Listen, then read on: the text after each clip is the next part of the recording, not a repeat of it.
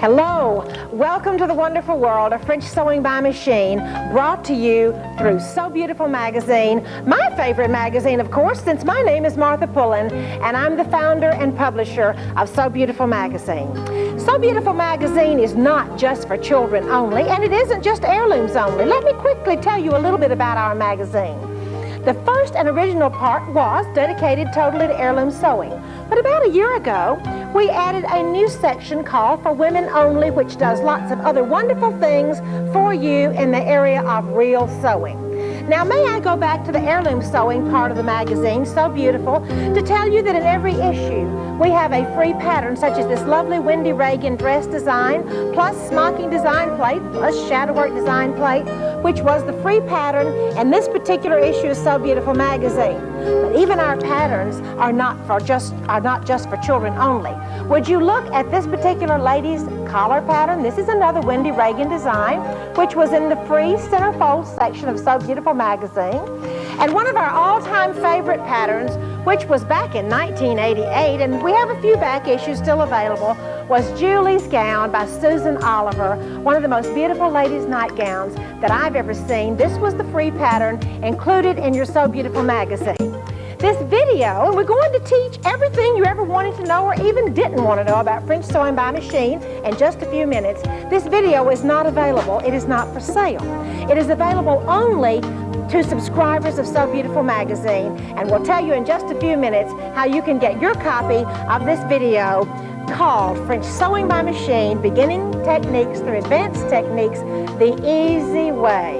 Are you ready to begin sewing? I am.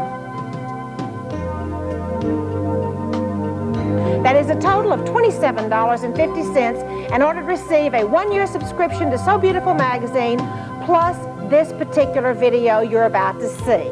Call 1-800-547-4176.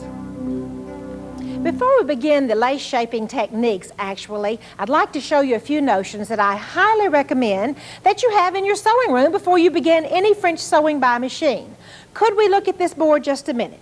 You're going to need either a water-soluble pencil or water-soluble or air-soluble magic purple pens is what I call them, or magic blue pens. For cutting lace the fabric from behind the lace shapes, these Ginger kindergarten scissors, actually I think they're called pocket scissors, but I call them kindergarten scissors, are absolutely wonderful. There's another Ginger scissor that's very good also for cutting the fabric from behind the laces. That's what we call the applique scissors or the duckbill scissors. To do much heirloom sewing, you're going to also need a 100 wing needle and a 1.6 or a 2.0 double needle to make those wonderful, magical, curved and squared Pintucks. There are three threads that are especially nice for heirloom sewing by machine. One is the Mettler 60 weight 100% cotton. Another is the Madeira 80 weight 100% cotton thread. And another thread, which is also very nice, is the Coats Dual Duty Plus. It is called for lightweight fabrics and machine embroidery. It's the extra fine weight, but it is a cotton-covered polyester and is a little stronger than the other two, but they're all beautiful. I have on this board some Iris Swiss superfine pens, which are a good choice, but actually a better choice is to use glass head pens. You must not use plastic head pens, because when you iron right on top of these lace shapes, if you have used pink and blue and red and green plastic head pins, you will have pink and blue and red and green plastic melted all over your laces, and that is not good. All right, now then, let me remove this board, and let me tell you one other thing that we need before we begin our lace shaping. This is a fabric board, which consists of two boards from your local fabric store that, you know, that the fabric was rolled on, and we took those boards, smashed them together and put a heavy tape so the board is it's a good strong board. It's also a good idea to cover this with either a piece of heavy butcher paper or a piece of fabric, because you don't want to put the iron down on top of this tape. It might melt. Those are the things you're going to need before you actually start sewing with French sewing by machine. Oh, by the way, you're also going to need a wonderful sewing machine that does straight and zigzag, and a little later on I'll probably convince you that you're also going to need a serger. All right, let's go to our French sewing techniques. Before we actually begin the French sewing techniques and the lace shaping techniques, I'd like to show you what products we generally use for French sewing by machine. All right, these are French and English laces. The first one with 2 straight sides is lace insertion. We have another piece of lace insertion. This little piece of lace that has holes in it is called beading, and in England and France they call it ribbon slot. The lace that has 1 straight side and 1 scallop side is called edging, and this is another piece of edging. All right, if you'll travel down, well, these are some Swiss products, and we have some lovely American products also similar to this. This particular product is called faggoting. This product is called Swiss beading that you run ribbon through, and this is a white-on-white Swiss hand loom, and this is one of the little delicate Swiss hand looms that has little pink rosebuds with little green leaves that is so sweet to have a little bit of color in your garments. Over here is a product which looks a little like railroad track for ants. It is called a lot of different things around the world. It is called entre-deux, entre-deux, entre-deux, entre-ducks, and even entre-doors. Call it anything you want to, but it's very lovely. And you know, one of the magical things with today's new sewing machines, the machines I'm going to show you a little bit later, you can make your own entre-deux on the sewing machine with a wing needle and never have to purchase any of this $2.25 a yard product again. The last product I'm going to show you is a very wide Swiss edging, which is very lovely for smocked collars especially. Okay. Let's go on to the techniques, if I don't drop all the boards in the floor here. Let's start with the beginning techniques. Basically, when you're going to join 2 pieces of lace together, all you do is butt them together just like you're butting 2 pieces of wallpaper together, and then you simply zigzag them together. Do you see? You simply butt the 2 pieces of lace together, and then you zigzag them together. The next technique for attaching lace to fabric is referred to in my books as Martha's Magic. All right, you leave a little bit of fabric exposed. If you can look right here where my finger is, you leave a little bit of fabric exposed, and then you go to the very top and you zigzag very closely all the way down, and it actually rolls that little bit of fabric in, makes a beautiful seam, and when you open up the seam, you have a wonderful piece of lace attached to the bottom of your bonnet or your dress or your ruffle, and that is really called Martha's Magic. If you're very fortunate to own a serger, you can also do this on the serger. All right, let's attach entre-deux to flat fabric. We've put the entre-deux next to the fabric exactly like you're putting a waistband on a skirt. Then there is the ditch of the entre-deux. Can you see the black thread? You stitch in the ditch all the way down the entre-deux edge, and then you trim away this fabric, leaving, about an 1/8 of an inch of fabric. And then the final step for attaching entre-deux to fabric is to come back and zigzag that unfinished edge that you've just trimmed. And for those of you fortunate enough to own a serger, guess what? You can do all 3 of these steps in one operation with a rolled hem on a serger. All right, now then you attach entre-deux to gathered fabric the same way, except you have gathers underneath. And you also, let me show you one other trick over here. What if you want to put gathered lace to the bottom of entre-deux? This is the one time when I trim away the whole seam allowance of the entre-deux. There's a wonderful little string in the top of French and English lace. Can you see this? When I pull that string, it gathers the lace and makes it a beautiful little, it's kind of like a gathering thread running the top of the lace. All right, I'll gather the lace, trim off the edge of the entre-deux, butt the 2 together right here, and zigzag them together, and voila, I have attached gathered lace to the edge of entre-deux. All right, that's the simple techniques. Do you see how easy it is to do beginning French sewing by machine? Now then, we're going to go to the fun stuff, is what I used to call this. By the way, don't be afraid of lace shaping. Lace shaping is so simple, it's kind of like falling off a log, but nobody ever believes me until I show them. That's one of the reasons we want to show you on this video how easy it is to make lace shapes.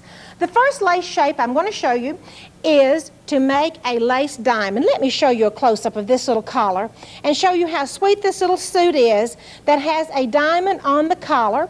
This little suit is an original design by Rhonda Smith, and she loaned it to us for the video. I think it's so sweet, and to show you that lace shaping is just as sweet on little boys' clothes as it is on little girls' clothes. See these adorable little knickers here?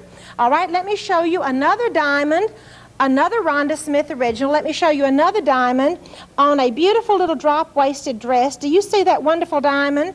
And on the skirt, let me show you something else wonderful. You see we have a combination of ovals and diamonds. Let me show you how easy it is to make diamonds. Okay, Martha's easy way of making diamonds. Let's start right over here with the diamond template. You simply draw off a diamond, and I've put these little lines in for a special reason. I'll show you why I put those little lines. Here is your paper template. All right, step number 2. Let's move over here. This is my fabric, the skirt or the collar or whatever, and I have taken a pencil or a magic purple pen or whatever you want to use and made little dots along here. I did not make a solid line. I made little dots. It makes it easier to get the pencil or the pen marks out later. And then I drew the straight lines here because, ladies and gentlemen, if there are any gentlemen watching, I have a new technique called fold back miters that has even revolutionized what I thought to be the easiest techniques in the world, which I wrote about a couple of years ago. But let me show you the new way of really making diamonds the easy way. Okay, come on back to the board, please. All right, now I have drawn the diamond figure off. I have a piece of lace. I'm getting ready to put the lace down. I'm going to start down here on the very bottom, working on the inside of the diamond template. Do you see my lace is on the inside? Okay, I'll put a pin at the very bottom, and then I'll travel up, and does everybody see how I put a pin on the very outside edge? Well, guess what I'm going to do next? I'm going to put a pin over here on that line that I drew out here, because here is where the real magic of folded back miters comes into place. All right, I'm going to take this piece of lace, the long piece of lace now, fold it right back on itself. Can everyone see what I've done there? And it comes right up to the edge. I'm going to remove the inside pin. Can everyone see the pin I'm removing here? Replace it in exactly the same hole where it was before. Now you just watch if you want to see something exciting. Then I'm going to take that lace, I'm going to travel up here with the lace, and look at there. I have a folded in miter. I didn't have to pinch, I didn't have to pull, I didn't have to do anything except fold that miter in. Now here we go again. All right, let me take some more pins. Here we go. Where am I going to pin?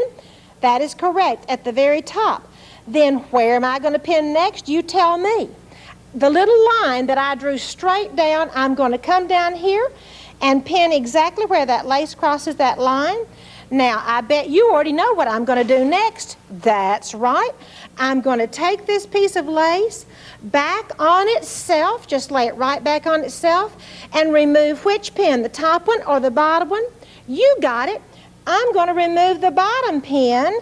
It's kind of hard working my left hand here, because that way it will go through both layers of the lace. And look here, just like magic. Isn't that fun? Just like magic, guess what I have folded in once again?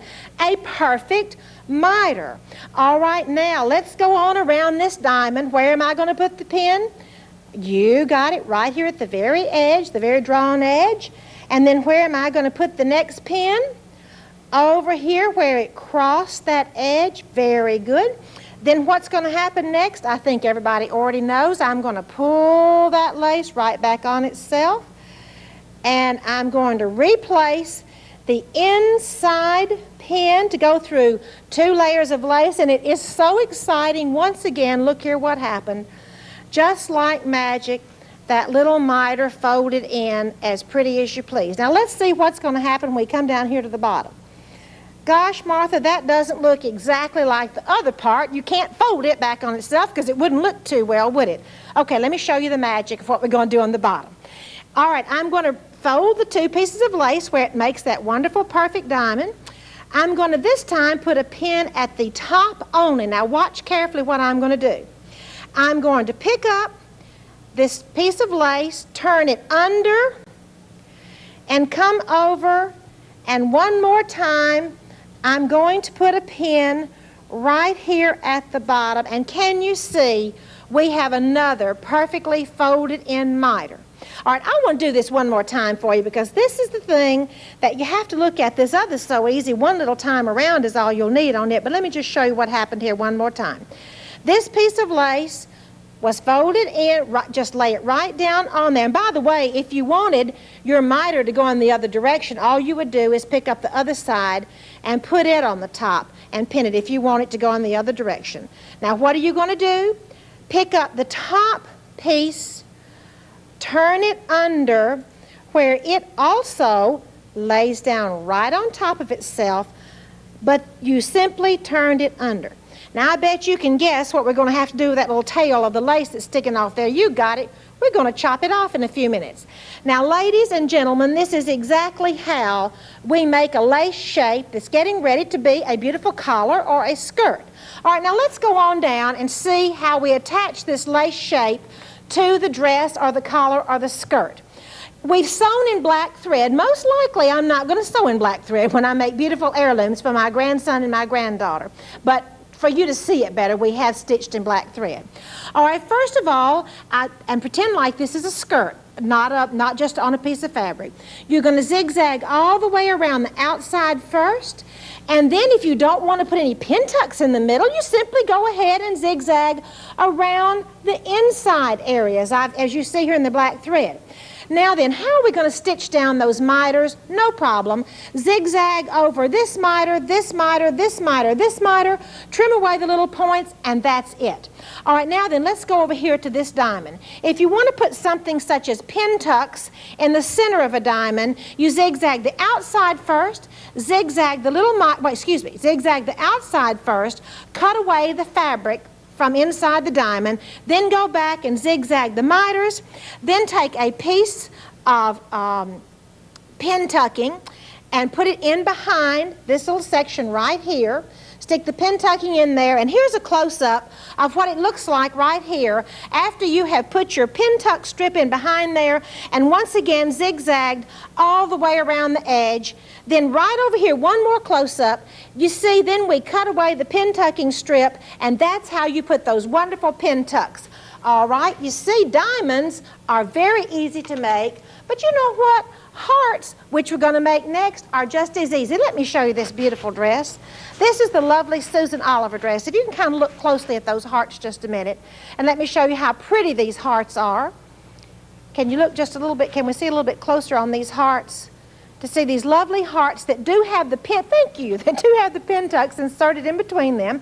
Remember, we showed you how to put pin tucks inside any lace shape just a few minutes ago with the diamonds. But let's see how we make these hearts. They're so easy to make, and it's a lot of fun to show people because people say to me, now Martha, I could never make those hearts. They're just too hard. And I say, don't you worry, of course you can. All right, let's look up here real closely at this heart template.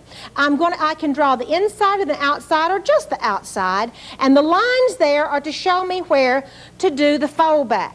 All right, now then, let's come over here and see what I did next. From the heart template, I next traced it onto the fabric. Can we look at this real closely here? You see, I did the little tiny dots, a trick that Margaret Boyles taught me a number of years ago. And we have the little hearts here. Now let's show how we're going to make a straight piece of lace become a circle. All right, let's look real closely right down here on this bottom level. I'm going to take a straight piece of lace, and I'm going to put the pins where? On the outside. I stick the pins and I go traveling all around the outside very closely until I get to the center section, and I put a pin here at the top, and then I put a pin down at the bottom. Now you're going to look at this and say, oh Martha, that doesn't look a whole lot like a heart at this point. Well, you're right, it doesn't. First of all, we've got to miter this, the fold back miter. We have to do that right here in the center. So let me show you how that's done. Now you remember, so you kind of go along with me. You fold back the piece of lace right on itself. Can everybody see what I did there? I just kind of folded it back, and I'm going to remove the pin at the top this time that goes through 2 layers, and watch here what happens when I open it up. I have a perfectly folded in miter there. That looks simple enough, didn't it? But oh, Martha, what about this floppy looking, funny looking thing here? Something terrible's got to happen, because that doesn't look like a very good heart to me. You just watch. I have some magic. Do you see on this end piece of the lace that I started down here at the bottom, there is a little string there. I'm going to put my fingers and hold this lace. You see this little string I have in my hands? Let me move it on the blue board. Do you see how I have, well, hang on, how I have pulled on the inside of this lace, this string right here? All right, here we go. I'm going to put my hands right down here. Now let's get a picture of the whole heart and watch what happens when I pull that string. All right, here we go. That's great. Watch what happens when I pull that string. That heart magically lays down. It is so much fun. We call that pulling the strings of your heart. And see, then you go around the other side with your straight pins and pull the string over there, and then do that wonderful little fold back miter on the bottom. Okay, let's come over here and see the finished heart right here that we're going to show you how to attach this heart to the dress. All right, first of all, we're going to zigzag around the outside, or you can do one of the wonderful pin stitches or entredot stitches on the machines we're going to show you in a few minutes. And then you'll zigzag the inside, and then you're going to use those wonderful kindergarten scissors and cut away the fabric from behind this lace, and that's what gives you a peekaboo. Okay, first of all, zigzag around the outside, zigzag around the inside, and then you're going to cut away the fabric from behind this lace, and then go back and zigzag over your mitered points, and there you have a beautiful heart. The next technique is such a fun technique and has such a funny sounding name, and actually I named this name. It's called flip-flop bows. Now then, can all of you look at this lovely Susan York dress, and let me show you. I'll just go back here on the little sash and show you what a flip-flop bow looks like. It actually the lace just flip-flops. It doesn't pull, it doesn't miter, it simply flip-flops to go all the way around. Isn't that a wonderful little sash? I think every little grandchild or little daughter ought to have a sash on a dress that looks just like this. All right, now 1 minute. Let's look at another flip-flop bow. This is another beautiful Susan York pattern. Can you see the flip-flop bow on the front of this dress? It's so easy to do, and I'm going to show you how in just a second. Now, I told you earlier that all of these wonderful techniques are not just for children only. So let me show you this lovely Lynn Holyoke blouse with a beautiful flip-flop bow on the back. If we can get a close-up of that. If I have it, there we go. Those wonderful Pintucks and a lovely flip-flop bow on the back of the blouse. And I have one more little wonderful place to show you. Another flip-flop bow on this very tailored, beautiful lady's blouse. If we could see the flip-flop bow on the sleeve. So you see, it isn't just for children only. Let me show you another lovely Susan York design with a flip-flop bow on the front. This wonderful little dress. Do you see how here's a flip-flop bow on the very front of this gorgeous little dress? Let me show you how easy it is to make flip-flop bows. Okay, let's go up here and take a close look at my template. First of all, we have a flip-flop bow template, which is simply 2 squares turned in sort of a funny shape, okay? Now let's move over to the next one. I put the template underneath my fabric and traced off on my skirt or on my blouse or on whatever dress I'm going to do. I traced off using dotted lines my flip-flopping. Now let's go down here and look closely at how I actually shape this flip-flop bow right here. All right, I'm going to start in the center, go down to this side, working, by the way, on the outside of the drawing. I'm going to flip-flop it. I'm going to come up and around. Now here, let me show you how I'm going to do the other side for you so you can watch me, okay? All right, I'm going to come down, and actually to flip-flop a bow, uh-oh, I lost my pin. That's all right. I'll find that pin. In order to flip-flop it, you just kind of put your finger there, take the piece of lace, and simply flip-flop it. Did everybody see what I did there? See, the lace is coming down. I'm simply taking my fingers, flip-flopping it, and coming up to the next point. Hang on just a minute. And also you can put pins in all the places you flip-flopped. Now let's go on up, and let me just kind of take my finger and flip-flop the next piece right on around, and I'll remove the pin to hold it there. Okay. I'm going to come up to the next point, and I'm just going to I'm going to put a pin right here on this next point, and I'm going to flip-flop it. Does everybody see what I did there? Just come right down there and flip-flop it. Put another pin, and I'm going to go right over here to the middle, and then guess what? All of this excess right in here, I'm just going to cut away because I certainly don't need that long tail of lace. Now, every bow needs a bow tie. Let's look real closely at this. Every bow needs a bow tie. So here is my bow tie that I'm going to put on the center of this bow, okay? Right here, that little piece of lace.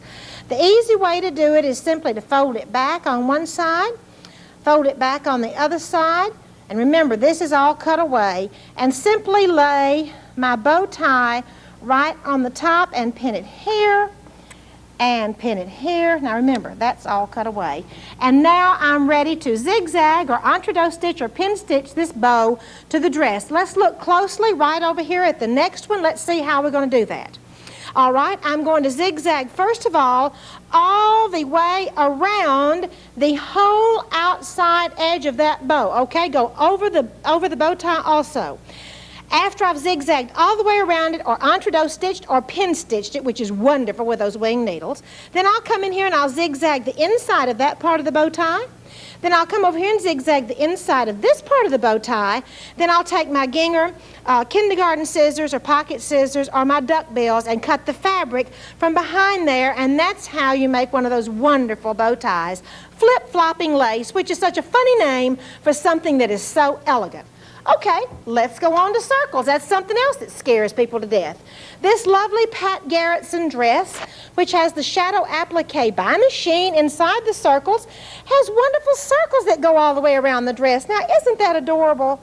And circles are just as easy to make as all of the other lace shaping. I'd like to show you how right now. All right, you're going to draw off your circle. If you'll have a close-up here, here's my pattern. Then what am I going to do next? Take the pattern, put it underneath my fabric, going to move right down here, and I'm going to dot, dot, dot all the way around on my fabric so I have my circles drawn off. Those dots are kind of hard to see, but anyway, those little dots are drawn on the fabric. All right, now then, here's the next step. Where am I going to pin, like when I make a circle? Do you remember on the heart? We pin on the outside, the big side. Okay, I'm going to put the pins all the way around on the outside of this circle. That's simple enough, isn't it? But you see, it's kind of floppy too. What on earth am I going to do? Now, you already know, so you could tell me if you were sitting here in my class. All right, what am I going to do? Once again, I'm going to come down here and on the lace, I'm going to pull a thread on the top part of this lace. Not on the bottom, but on the top, on the inside part of the lace. Now watch what happens. See all that flip-flopping up in there? It's just all floppy, isn't it? Now watch what happens when I pull where this lace circle. Oh my goodness, it's so much fun. It's just like magic. And look here what happened. I did that on purpose, actually. I want to show you a little close-up here. I broke the thread. If you can kind of let me see up here, I broke that thread. Don't worry, we'll find another thread. It pulled most of that heart around, the circle around there. Because you see, there are 4 pull threads in each one of these pieces of lace. If you break one, don't worry, find another one. If you break all 4 of them, throw away that little piece of lace and start all over again. We don't get worried about mistakes in French sewing by machine. This is for fun. All right, since I broke that thread, let me just go in on the other side, and I'm going to pull up another thread. You can just go in there. I like to pull the top one, the one with the scalloped edge or scalloped edge. Depending on what part of the country you come from, you either scallop it or you scallop it. All right, now then, you see what I'm doing once again? I'm pulling that thread on the inside of the lace, and looky there what happened. That circle laid down just like it was supposed to. Now, what am I going to do with this little area right here? Let me just show you. Let's get a real close-up on this. I'm going to simply tuck it under. I'm going to tuck that piece of lace under and make a pretty little seam right there, where it's just tucked under. And then I'm going to zigzag. Everyone look over now where I've got my black sewing over here. After I get this shaped, I'm going to zigzag the outside. Then I'm going to zigzag the inside, not in black thread, I might add. And then I'm going to cut away the fabric from behind there. And then I'm going to go back and zigzag over my little miter to close it up. And ladies and gentlemen, that's all there is to making these beautiful little circles. You know what? Another one of my favorite little lace shapes is called ovals. Now, I have a secret too. If I could get a close-up on this, I'm going to tell you a cute story. The little girls in our shop, back when I had a retail store, used to call these football dresses. They'd say, "Oh, Mom, I want one of those football dresses." And actually, football dresses are real easy to make. Here we go. If you look up here, we're going to draw oval templates. Can you see I have ovals right here? And then we're going to come down here and draw it on the fabric. Can everybody look down here just a minute? And then we're going to stick the pins where? On the big edge. And then I'm going to pull up in order to make it lay flat. I'm going to come in here and pull that pull thread and pull it up, and it will lay just as pretty and flat as you can ever imagine. And then I'm going to zigzag the outside, zigzag the inside, and there we have ovals. Let me show you how to make loops. Now, loops is just another version of ovals, actually, ladies and gentlemen. Look up here at my loop template. You see I have put two sections of ovals together. I'm going to transfer the drawing down to the fabric right over here. See, I have dot, dot, dot, dot, dot, dot, dot all around on this bottom piece of fabric right here. I've drawn my dots on. Now then, let me show you what we do next. Could you look real closely after I've transferred it to my fabric? Could you look real closely right here? This kind of looks like a conglomeration of pins, but actually it's very easy to do. I have put the pins on the outside, and I have made a loop, and do you see how I've taken one of these threads and simply pulled it down there in order to make the threads lay down? Let me show you how that happens right here in the middle. I'm going to come in here and find a pull thread. Does everybody see how, actually I need another pin up here. Hang on just a minute. Stick another pin right there.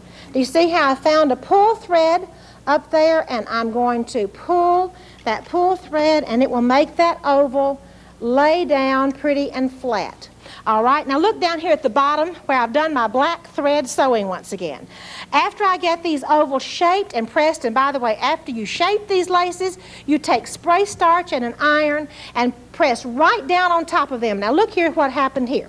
After I get this all shaped, I'm going to first of all zigzag all the way around the outside, all the way around the outside. Then I'm going to go back and I'm going to do the inside of each one of these shapes, and then I will come back, and at the very end I will zigzag the bottom. And that is how you make loops of lace. Let me show you a close-up, a beautiful close-up by the way, of a loops of lace skirt. Can you see how this skirt has loops of lace on it? I think this is one of the prettiest ones. By the way, this pattern and this design will be in the next issue, so not the dress pattern, but the loops of lace pattern. It's also in our new book, Grandmother's Hope Chest. All right, here is another loops of lace or teardrop. If I can have a close-up of this to show you how you make loops of lace or a teardrop. We even have more teardrops and loops of lace on the sleeve of this little dress. By the way, here is the next technique. If you look real quickly up here at this board, a teardrop is very much like a loop. You make your teardrop pattern. Let's move to the next one. You then trace it on your fabric. Then you pin where? On the outside. And then how do you, let's stay here just 1 minute. Then how do we make that lay flat? I want to show you. I've got a string to pull. Look here, I'm going to lay down. I'm going to hold my fingers there, and I'm going to pull it. And do you see how magically that loop just laid down as pretty as you please? Now let's review one more time. What in the world am I going to do to finish off the bottom of this? All right, watch real carefully. I'm going to pick up a piece of lace, turn it underneath. Well, wait a minute, hang on. First of all, I have to put that pin through the two layers, don't I? I'm going to pick it up, turn it underneath, lay it down right on top of itself. It makes a beautiful miter. I'm going to put a pin right there, and then I'll clip away those lace tails, and then I'm now ready. Look down here where I've done my black stitching. I'm now ready to stitch all the way around the outside of the teardrop, all the way around the inside of the teardrop. Trim away with your duckbill scissors or your kindergarten scissors the fabric from behind there so it peekaboos. And then the last thing is to go back and zigzag over the little miter there at the very bottom. Let me show you another wonderful dress. If we could kind of, let me just hang it up here a minute. This is another Susan York pattern, which is one of my favorite dresses in the whole world, and it has teardrops and scallops and puffing also. Do you see the teardrops that come in with the scallop or the scallop skirt there? And let me show you another Susan York dress where she has, hang on just a minute, let me hang it up here, combined, do you see where we have combined the teardrops, the diamonds, and then the scallops or the scallops, and in a few minutes, and by the way, look at the skirt. Isn't this wonderful? the loops of lace and all the little goopy wonderful things on the skirt. In a few minutes I'm going to show you how to make these wonderful curved and squared pintucks, which everybody thinks are so hard, and they are so easy. Now, that's about all there is to lace shaping. Are you ready to lace shape? I hope you are. Let me show you a couple of books. This is our book that's been out a couple of years now, Antique Clothing, French Sewing by Machine from Martha Pullen Company by Martha Pullen. Has the techniques, lots of wonderful ideas. And for those of you that already have that book, the really brand new lace shaping techniques are in our new book called Grandmother's Hope Chest, which as we speak right now, the final printing is being done in Ohio. Actually, this is the pattern supplement, the free pattern supplement with 28 patterns that comes with it. And everything, including all of the brand new techniques, are found in our new book, Grandmother's Hope Chest, which will be available very, very shortly with this wonderful pattern supplement. Thank you so much for sticking with me through lace shaping. That's all there is. And I think you're ready to make these wonderful lace shapes now.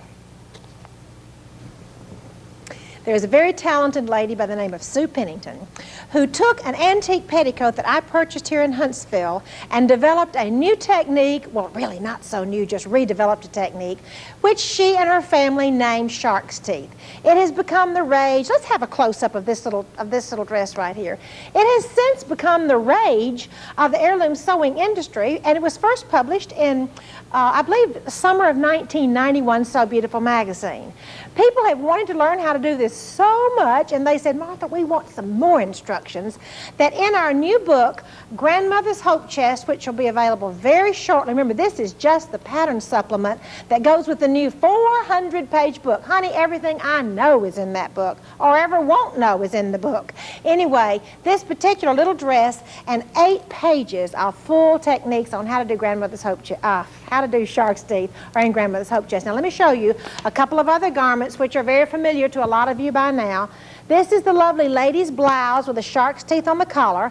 By the way, this lady's blouse pattern came from the, let's look over here at this book just a minute, from our antique clothing book, which was published a couple of years ago, Antique Clothing French Sewing by Machine. The blouse pattern was in the supplement that went with this book. Now, if you'll come back with me, let me show you a close-up of the skirt of this lovely shark's teeth skirt right here. And I'm going to show you in just a second how easy it is to make these beautiful shark's teeth. And one more garment is about, maybe a little 10-year-old girl's dress with shark's teeth. Let's have a close-up and look at these shark's teeth right on the very front. And now let me show you exactly how to do it. Okay, look up here on my magic boards, okay? First of all, you have to have the template. This is the shark's teeth template, which is available 2 places. First of all, this template is available. Let me hold this Sew Beautiful magazine up. It is available in the summer 1991 Sew Beautiful magazine. It is also available with 8 pages of full directions in the new Grandmother's Hope Chest book, which will be by the time you get this video, the Hope Chest book will be available also. All right, here's the shark's teeth template. First of all, you mark these fold lines. If you'll come over here, let's look at the fold lines. You'll mark these fold lines on your fabric, and then you will fold on those fold lines. Here's another little template, and then there is a 1/2 inch stitching line. You make a fold everywhere you have a fold line and come up and stitch. All right, that's step number 1. All right, look here. What's going to happen after you fold and stitch? You're going to have a series of tucks on your garment.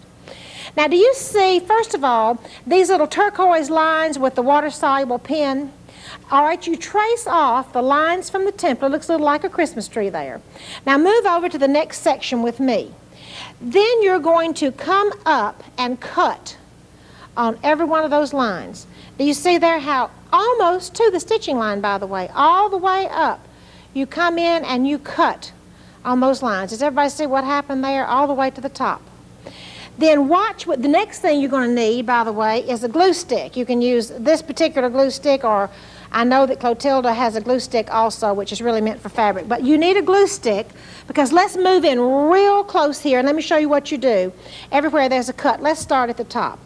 All right, open up the cut, and all of you see right up here at the very top where my finger is. Fold back. Open it up, fold it back.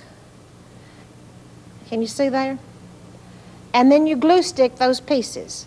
Then when you turn it down, you will have a point that looks like that. All right, let's go down on the bottom and do another one. Let's go down here on this one right here. All right, I'm going to fold up this piece. Do you see what I'm going to do? One piece at a time. Do you see how that piece is folded up? I fold down part way, and I fold down part way where it looks like this. A little fold. I'm going to glue stick those pieces. Then when I turn it down, it becomes a point. Can everybody see that? All right, pull it up, fold it back this way, fold it back that way, glue stick it, and it becomes a point, and then when you fold it down. All right, now let's look over here at this final segment over here. All right, I have folded and pressed. Do you see how I folded and not pressed, I've glue sticked? Do you see how all those have been folded and glue sticked? Now, what am I going to do? That obviously won't stay because those little folds have not been stitched down. I'm going to do one of two things. After I've folded and glue sticked it all the way across there, I'm going to come back and do a tiny zigzag right on top of the line where my stitching was. All right, that's one way, stitching all the way through the fabric. Another way, if you don't want to stitch all the way through the fabric, is to fold your glue sticked points down like this, fold the fabric out of the way, and zigzag right across that stitching line, once again, a tiny little zigzag, not stitching through the fabric, but through the back piece of fabric, but just through the shark's teeth. You can stitch them down either way, and I'll go up here and zigzag across here, tiny zigzag across here, tiny zigzag across here, tiny zigzag across here. And ladies and gentlemen, that is all there is to making those beautiful shark's teeth. The next very easy technique I'd like to share with you is called shadow diamonds. Let's get a close-up, please, and look at what shadow diamonds. Do you see how it just makes a little shadow right through the dress? Let me show you how the skirt looks. Let's get a close-up of this. Shadow diamonds around a skirt are so pretty, and they're so easy to make. By the way, the technique for shadow diamonds is the original technique is in the Antique Clothing book, and there's a technique for baby shadow diamonds in the new Grandmother's Hope Chest book, but you don't really need a book. Let me just show you how to do it. All right, now look up here on my board, and you will see the template for shadow diamonds. Actually, all you need is this center cross, the one that goes down and across. Actually, you don't need those side lines at all, just the one that goes down and across. All right, I'm going to put two pieces of fabric down here because there's one for the diamond and one for the peekaboo. Now, if you will look right here, do you see how I've drawn on the lines on the first diamond? Let's move over and look here what I've done. Uh-oh, magically my fingers are going to stick out of there, aren't they?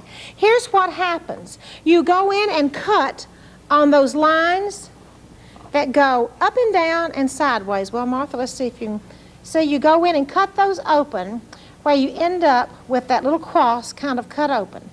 The next thing you're going to do is fold those points back. Let me lift this one up so you can see how those points are folded back. So I'm going to fold all of these points back, and you see what happens? It becomes a beautiful diamond like that. And I have my organdy fabric behind here, so the diamond lays down right on top of the organdy fabric, and this is all there is to finishing this. Go back and straight stitch all the way around where the little folds, almost to where the little folds meet the organdy. Just straight stitch all the way around there, and then that is all there is to making shadow diamonds. Do you see how it all peekaboos through there? A very lovely technique from a petticoat that I guess dates back to about 1880 was where I first saw the technique, shadow diamonds. We're real excited about some of the new sewing machine techniques and our new 400-page book, Grandmother's Hope Chest. And by the way, this is the little pattern envelope that goes with it. All right, one of the things I'd like to share with you this morning is called Australian Windowpane Motifs. All of this elegance done totally on the sewing machine. Here's the christening dress pattern, which is in the new book. And let me show you a little girl, an older girl's version of this Australian Windowpane Motifs with the organdy peeking through on an older girl's dress. All right, here we go. How do you do it? Very quickly now. Here's your batiste part of your dress, layer number 1, and here are 2 layers of organdy right here.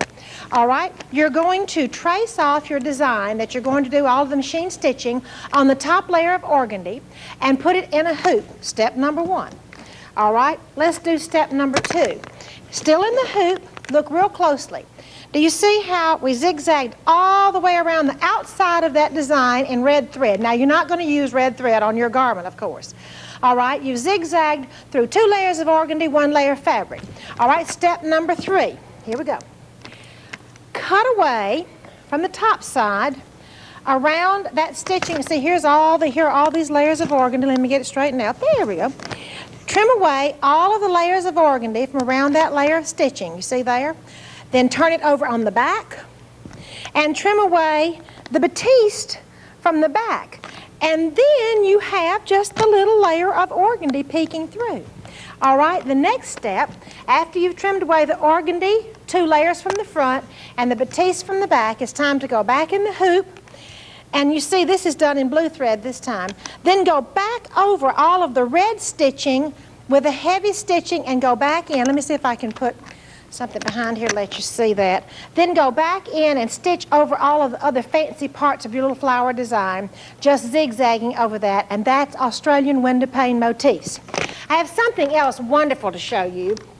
I'd like for you to look at this beautiful collar up here. This is the lovely Susan York collar from her pattern Victorian collar collection with party pants. How do you make one of these wonderful collars? It's very easy. This is called combination lace shaping. All right, look over here, if you will, and see how we drew off the collar first. Now, can you see over here? We drew the whole collar off on one big square of fabric. We did not cut the collar out. Then we went in here and shaped the lace, sticking the pins in your fabric board just like we did on lace shaping a few minutes ago. And then pulled and pressed and pulled the strings and made it all lay flat. Now come back over to this collar over here and let's look one more time. Do you see how we made, let's have a close-up of this. You see we made loops and we made curves and we made miters using all of those lace shaping techniques you learned a few minutes ago. All of it was put together on one big wonderful collar. Would you look over here? Let's have a close-up of this particular garment right here. This is made by Wendy Reagan using Susan York's collar pattern and party pants pattern. Do you see that? This is one of Wendy's beautiful new shadow work plates. But do you see how they've used the wonderful pin stitching and hem stitching on the sewing machine to make little holes and to stitch it down? All right. Now then, the next thing and the final thing we're going to do concerning collars, let me move this big board right back here. And let me get another board located. There are extensive directions for making round puffing portrait collars in both my antique clothing book and the new Grandmother's Hope chest, but I have a couple of things I want to show you. First of all, it's very easy to make one of these round puffing portrait collars like on this little heirloom party dress. Kay Giles has just done some beautiful things with her patterns with puffing. This is scallop puffing on her collar pattern, which is currently available. And let me show you one other interesting thing that Kay Giles has done with puffing. Here we sort of have not only scallop puffing, but on the bottom it almost travels up and down to make diamond-shaped puffing. Quickly, a couple of tricks. Let me show you. To make a puffing portrait collar, you do your lace shaping and you sew it right through tissue paper, but this is the real trick I want to show you right down here. You can make wonderful puffing with the gathering foot on the sewing machine if you simply move over 1/2 inch and let your sewing lines be at least 1/2 inch in, then turn it around, slip it underneath the lace, and zigzag it right on top of the lace and trim away the puffing. And that way you can make wonderful puffing. You can adapt almost any new look, Butterick, Vogue, Butter, or McCall's patterns to French sewing by simply doing one thing. Make a big square, including your laces and your insertion and whatever else you want to put in the middle. Make a big square of fabric. Then, after doing your French sewing, lay your pattern on top of it and cut it out. That's all there is to adapting commercial patterns to French sewing by machine. The question often arises, Martha, how do you make one of those beautiful scallop skirts or scallop skirts? It's very simple. I simply sew my side seam up. I fold the whole skirt like this. And then I get a dinner plate and decide how wide my scallop is going to be. And I make one template just like this, which has one scallop and then a little piece of a scallop on each side. Then I open up this skirt, which I folded and pressed. I open it all the way up, and there are my divisions, which I just absolutely have pressed in.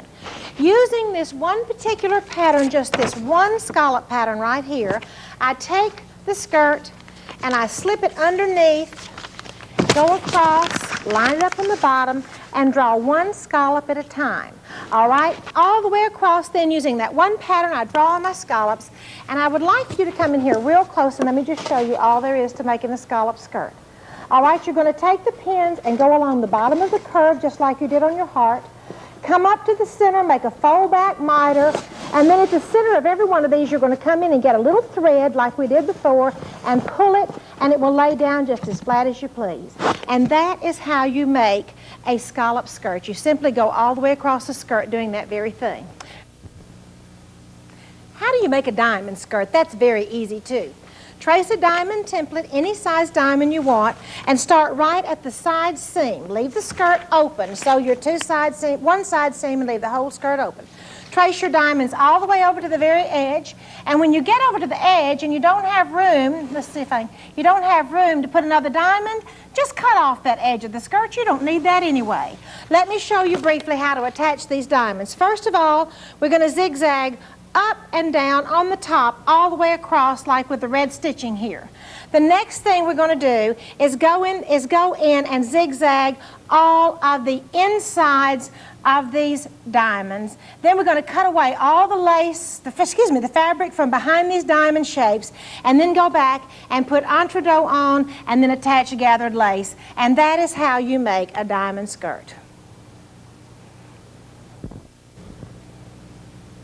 Lace shaping on sleeves is one of my favorite things to do for making a little dress just absolutely wonderful. Let me show you some ideas.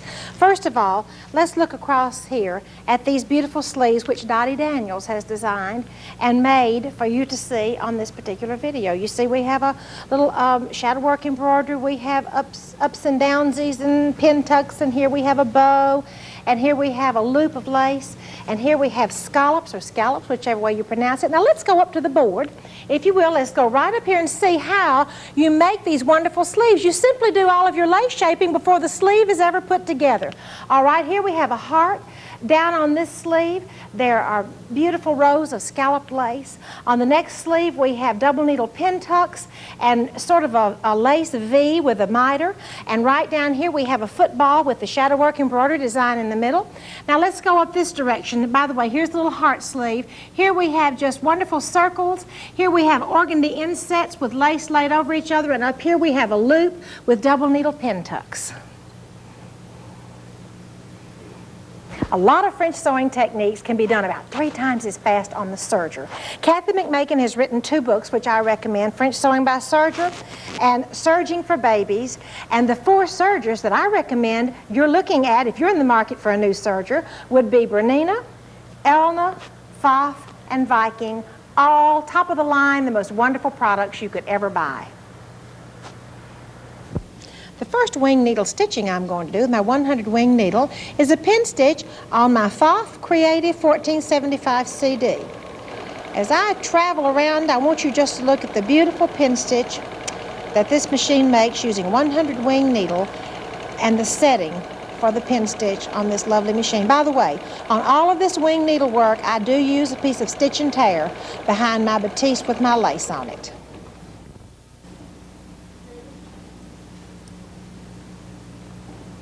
Now I'm going to stitch a heart to the batiste using my Bernina 1530 and the entredeaux stitch setting on my Bernina 1530. I'm going to stitch and stitch and stitch. Once again, be sure you use a stabilizer behind your lace and your batiste when you're doing French sewing using a wing needle, and especially using these heavy entredeaux stitches. Can you see how pretty the entredeaux stitch is using the wing needle?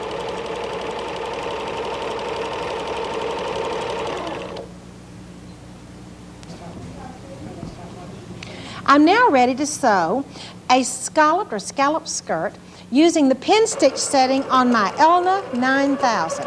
I have a 100 wing needle, and I'm going to travel around in a circle since I have my scallops all scalloped and pressed. And now I'm going to turn a circle, and if you'll look, you can see the beautiful pin stitch setting. By the way, as always, I have my stitch and tear or some other stabilizer underneath my batiste and my lace when I'm using the wing needlework. Now I'm going to be sewing around a teardrop on my Viking #1 Husqvarna with a wing needle and an entredot stitch. I have set the entredot stitch, and I'm going to be traveling a little bit around the curve with my wing needle in and just watching, going straight down the line of this stitching.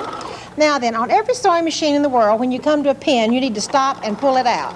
All right, I'm going to come to the bottom, leave the needle down position, turn.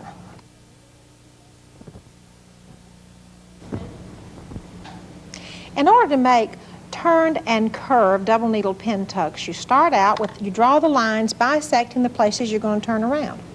All right, now then, I use just a regular sewing foot. I do not use a pin tuck foot when I go around curves. Just for my preference, you certainly can use a pin tuck foot. But did you see how I started with the needles straddling the line I had drawn? When I'm coming around a curve, I simply use the edge of the presser foot to guide around the curve. Remember, I'm not using a pin tuck foot on any of these sewing machines, although you can if you want to, and they all have a pin tuck foot. All right, I'm going to come around. Now then, I'm going to sew until the double needles, and I'm going to make this really slow coming here, until the double needles straddle that line I had drawn. With needles down, then I lift the presser foot and simply turn and begin to stitch again. That's absolutely all there is to making double needle pin tucks. All right, let's try it on another machine.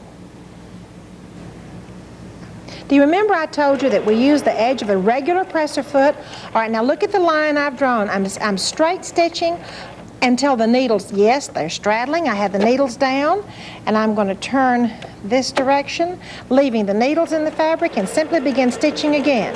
Now I'm doing the curved pin tucks in this scallop right here. I just use the edge of the presser foot, stitch all the way around, and when the needles do what? When the needles straddle this line, I lift the presser foot with the needles in the fabric and turn and guide again. And ladies and gentlemen, that's absolutely all there is to making curved and turned pin tucks.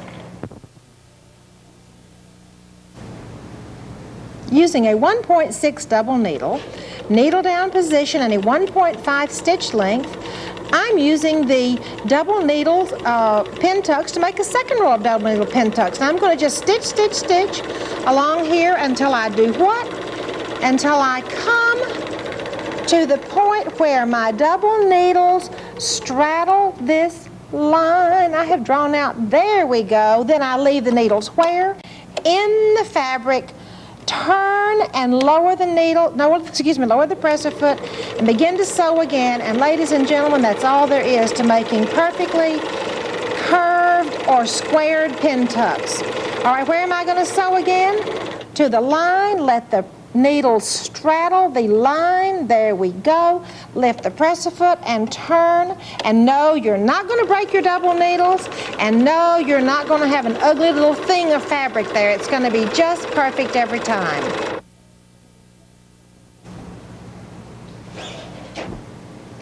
Going around a teardrop is really very easy to do in making double needle pin tucks. You don't have to stop and start. You simply use the edge of the foot to guide around the circle. See, that's why I don't like to use a pin tuck foot. I like just this regular foot because they seem to go around these circles better. You just simply sew and sew and sew and sew. Now, what is my stitch length? 1.5. Needle position is needle down.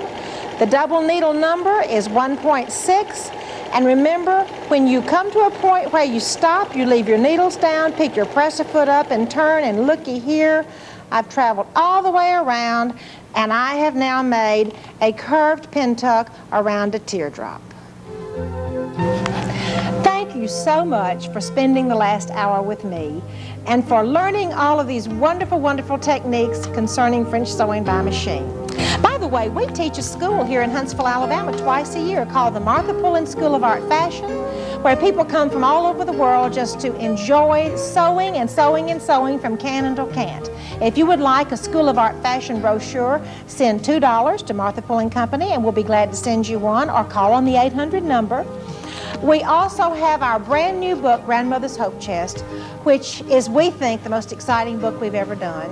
If you're interested in that, please call on the 800 number and we'll give you more information. We'd like to thank you once again for your time, and may God bless all of you until we do meet, and I hope that is very soon.